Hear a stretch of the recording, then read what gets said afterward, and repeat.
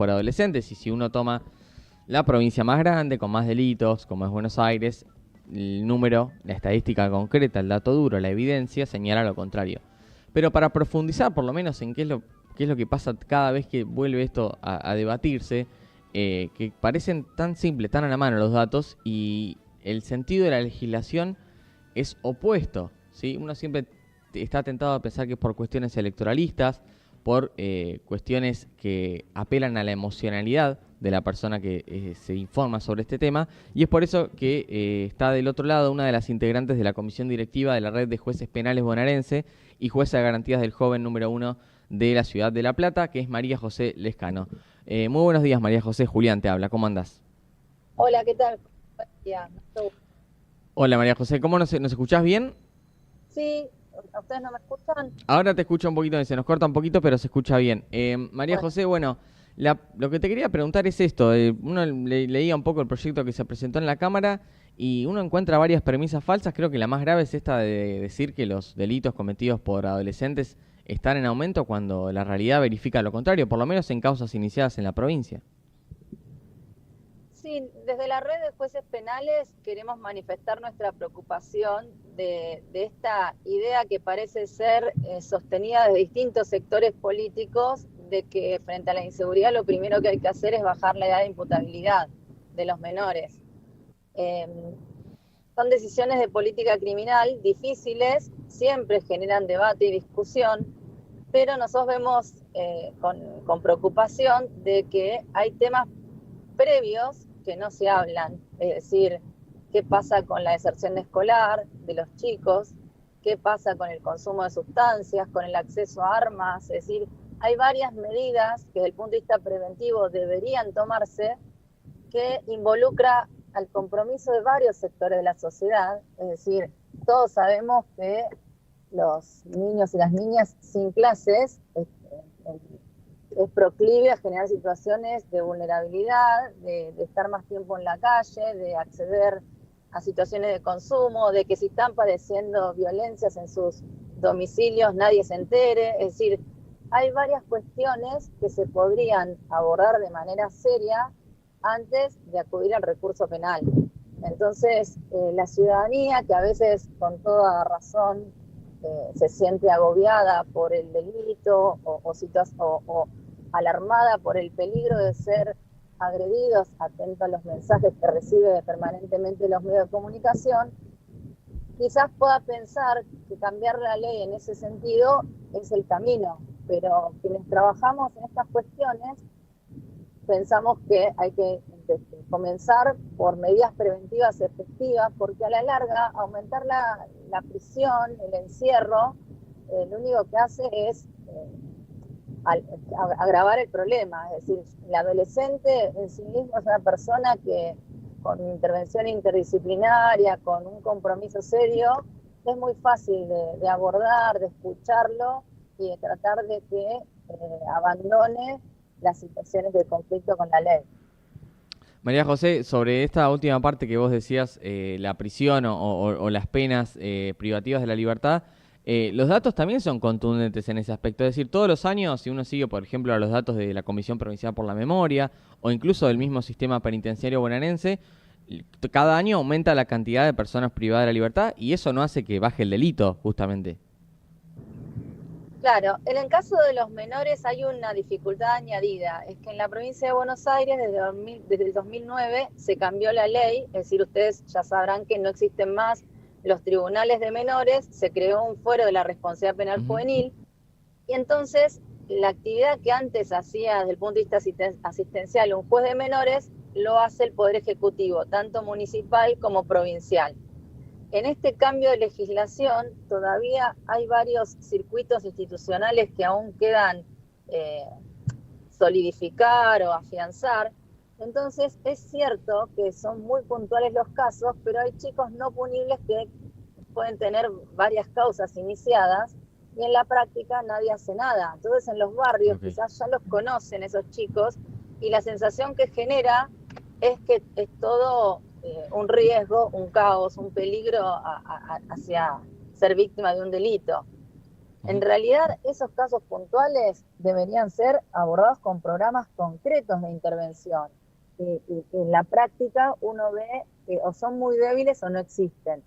Entonces, es importante alertar sobre esta situación en donde quizás puede intervenir el Servicio Local de Derechos del Niño o en su caso el juzgado de familia, por ejemplo, cuando hay situaciones agudas de consumo, y también, en todo caso, empezar a debatir qué pasa con la ley de salud mental en esos casos, ¿no? Porque sabemos que los delitos violentos de los adolescentes o de los jóvenes no punibles, el 90% de los casos es por consumo de sustancias.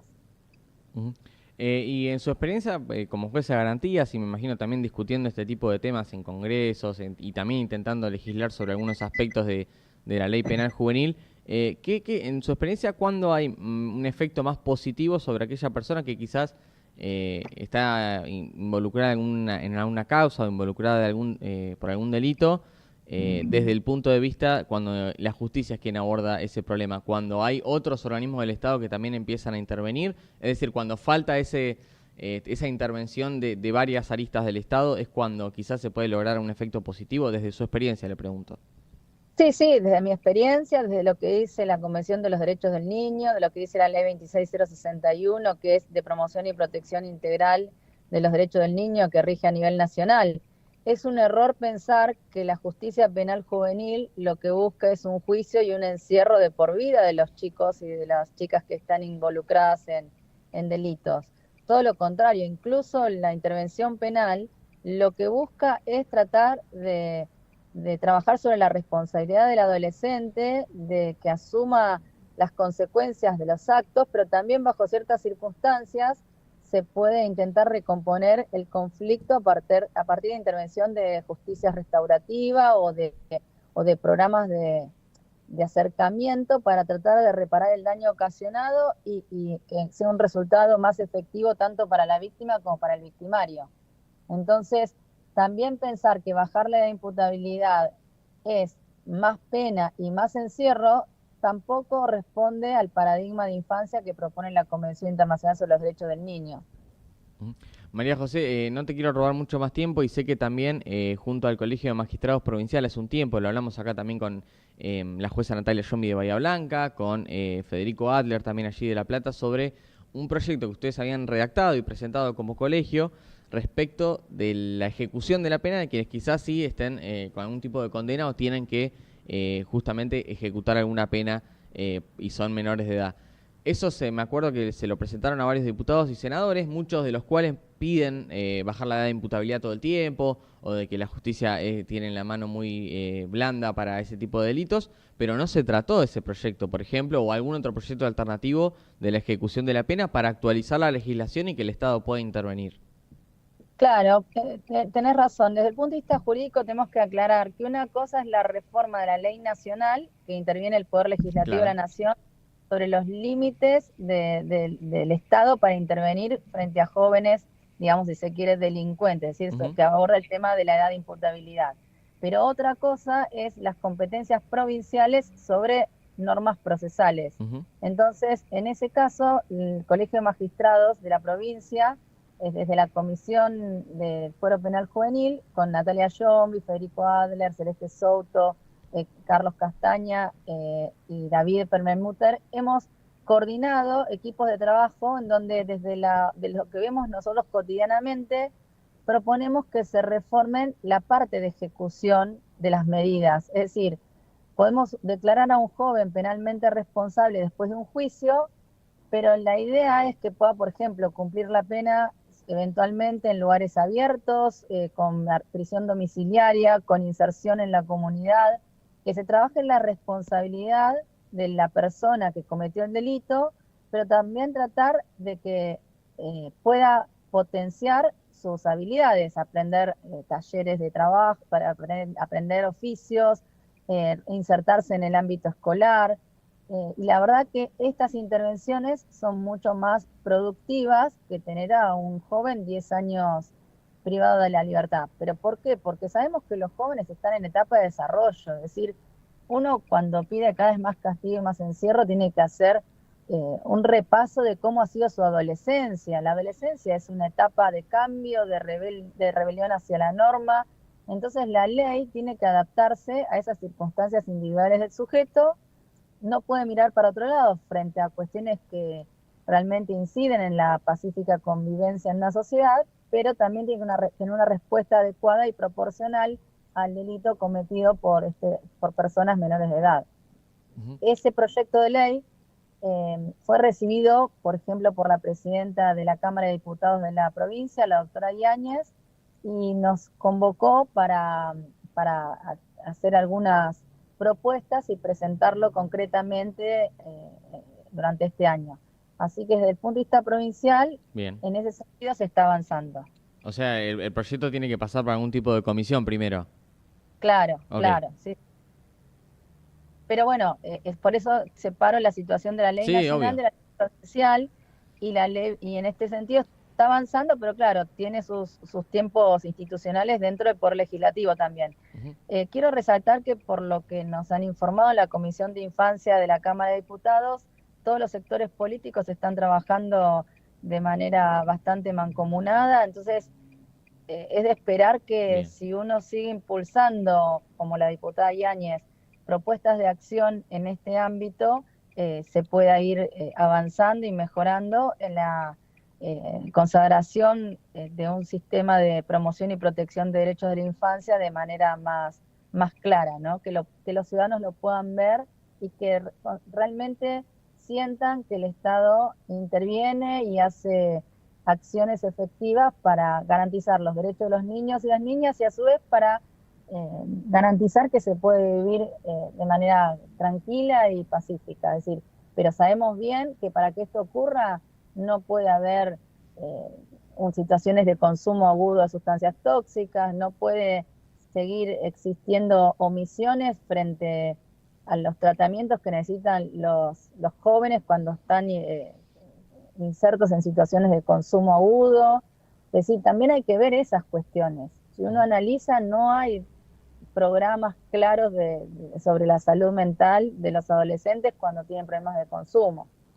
Por último, María José, para no robarle más tiempo, le quería preguntar por último respecto de esto, que un problema también siempre de las leyes y de ciertas normas tiene que ver con cómo los gobiernos, las distintas gestiones, ejecutan un presupuesto y hacen un control de esa norma. ¿Hay alguna forma de prever de controlar a un gobierno para que si efectivamente incumple la ley en este tipo de situaciones, como también lo puede hacernos en política alimentaria, por llevarlo a otro extremo, si existe una norma de este tipo, se cumple efectivamente en términos de programas, de inversión en infraestructura, de inversión en programas? La verdad que eso me excede. Yo lo que les puedo decir es que en la provincia de Buenos Aires existió, cuando se sancionó las leyes que crearon el Fuero de la Responsabilidad Penal Juvenil, una ley de fortalecimiento familiar, y de esa ley que se daba recursos a los municipios para este tipo de programas, no había un debido control en qué se invertían esos fondos.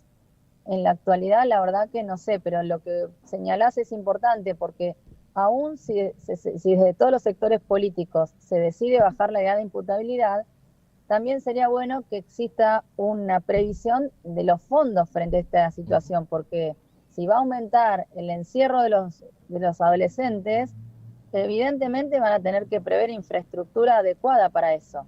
Pues, por ejemplo, en la provincia de Buenos Aires, cuando se cambió la ley, como les explico, la ley 13298, la 13634, se siguió trabajando con los mismos establecimientos que se tenían antes. Sí. Entonces, uno lo que veía es que un instituto que era de características abiertas, de pronto le empezaban a poner rejas porque empezaron a faltar cupos para la institucionalización. Entonces, cuando uno toma decisiones de política criminal, también tiene que tener la previsión de los recursos y de las consecuencias que va a tener esa decisión. María, muchas gracias. Bueno, espero haber sido clara y gracias por la comunicación. Muy clara. Gracias. Adiós. La palabra de la jueza de garantías del joven.